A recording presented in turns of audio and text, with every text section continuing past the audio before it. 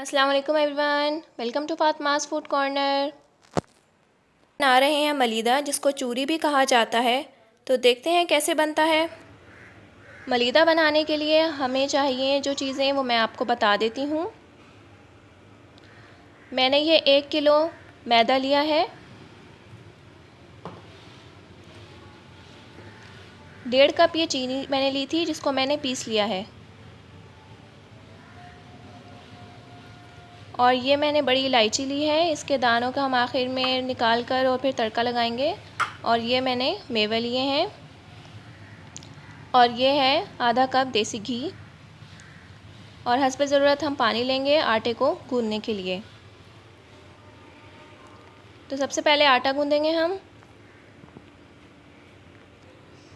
आटा गूंदेंगे हम तो हमें मैदे में पहले हम देखेंगे, इसमें जो भी गुठलियाँ होंगी उसको अच्छे तरीके से हम तोड़ देंगे, ताकि गुठलियाँ ना रहें इसमें।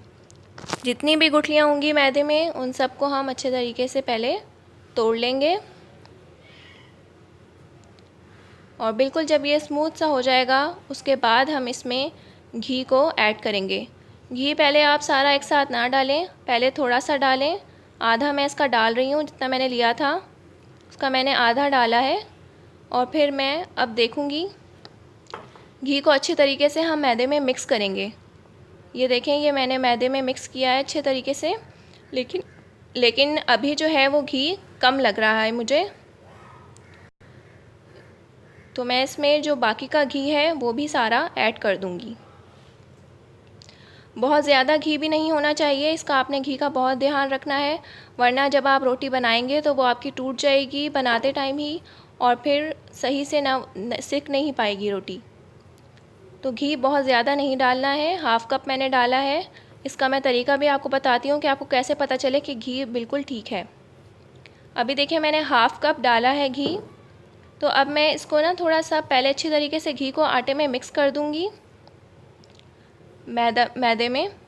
और ये देखें, ये बन रहे हैं ना, मुट्ठी हम बंद करके देखेंगे, मुट्ठी सी बन रही है, इसका मतलब है कि घी हमारे आटे में बिल्कुल ठीक है। अब हम इसको गूंद लेंगे अच्छी तरह से घी को मिक्स करने के बाद। व्यूअर्स, आटा हमारा गूंद चुका है। जैसे कि आप देख रहे हैं, बहुत अच्छे से आटा गूंद गया है, और ना ही ये ज़्यादा सख्त है और ना ही ज़्यादा नरम है। हमने नॉर्मल इसको गूंदना है, बहुत पतला भी नहीं करना है और बहुत ज़्यादा सख्त भी नहीं करना है। ये देखें, आटा हमारा गूंद गया है अच्छे से बिल्कुल। और अब हम इसके पेड़े बनाएंगे और रोटी बनाना शुरू करेंगे। इसके लिए हमें बड़े बड़े पेड़े चाहिए होते हैं, बड़े पेड़े बनाने होते हैं, और रोटी भी इसकी मोटी बनती है। तो मैं अभी एक पेड़ा आपको बनाकर दिखा देती हूँ।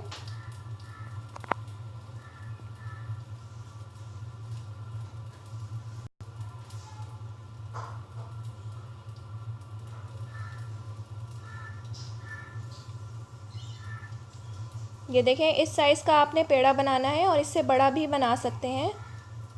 मैंने बाकी रोटियों के थोड़े बड़े बनाए थे, इससे बड़ा भी बना सकते हैं। और रोटी भी हमने मोटी बेलनी है। मैं बेलने के बाद आपको रोटी दिखाऊंगी। मैं कैमरे में पूरा ये कवर नहीं कर पाई हूँ, लेकिन मैं आपको ये बेलने के बाद दिखाऊंगी कि कितनी मोटी रखी है रोटी। थोड़ी सी हम इसमें खुश्की लगाएंगे और इसको बेल लेंगे।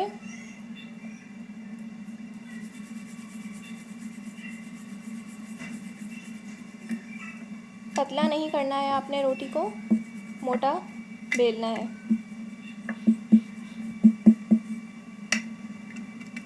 तो ये देखें, ये मैंने रोटी बेल ली है। अब तवा भी हमारा गर्म हो चुका है, हम रोटी डाल देंगे तवे पे, और इसको अच्छे तरीके से सेक लेंगे दोनों तरफ से। जैसे आम हम रोटी बनाते हैं वैसे ही बनती है, बस थोड़ी मोटी बनती है ये रोटी। मैंने साइड इसकी पलट दी है, फ्लेम हाई है। और अब हम जैसे आम रोटी को चूल्हे पे सेकते हैं, मैंने वैसे सेका है, ये देख सकते हैं आप।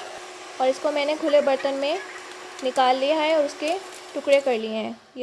ये मैं आपको एक और दफ़ा दिखा रही हूँ कि किस तरह से रोटी को सेका है। बिल्कुल अच्छे तरीके से हर तरफ से सेक लेना है, कहीं से कच्ची ना रहे।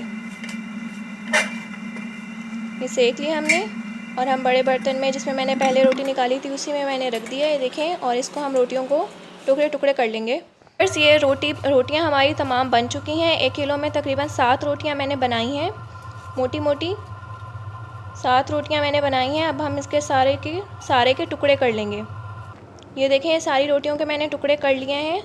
अब इसको चॉपर में डालकर हम चॉप करेंगे।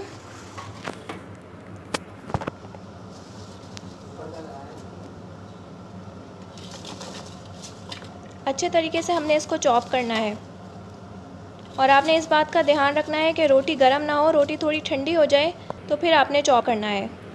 गरम गरम रोटी चॉपर में नहीं डालनी।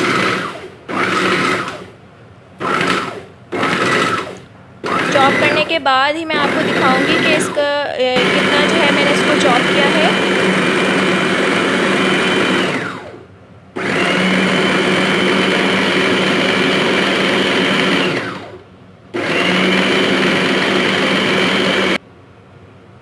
तो व्यूअर्स, ये देख सकते हैं आप, ये हमारा रोटी जो है वो चूरा चूरा हो गई है और इसको हम खुले बर्तन में निकाल लेंगे और अब हम इसमें बाकी चीज़ें ऐड करेंगे।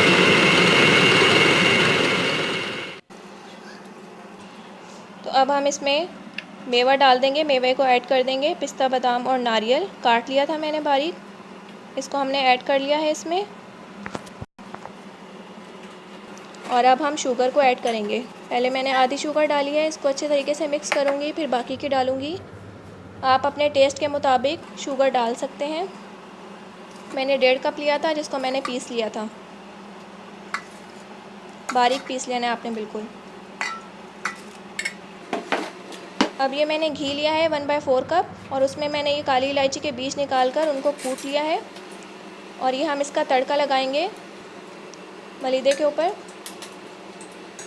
तो ये गरम घी था, 1/4 कप मैंने लिया था, इसमें मैं कर रही हूँ दाने और ये मैंने तड़का लगा दिया। अब हम इसको अच्छे तरीके से मिक्स कर लेंगे। तो तैयार हो गया है हमारा मलीदा। आप भी इसको घर में ट्राई कीजिएगा और मुझे फीडबैक देना नहीं भूलिएगा। And don't forget to subscribe my channel and like my video also. अल्लाह हाफिज़।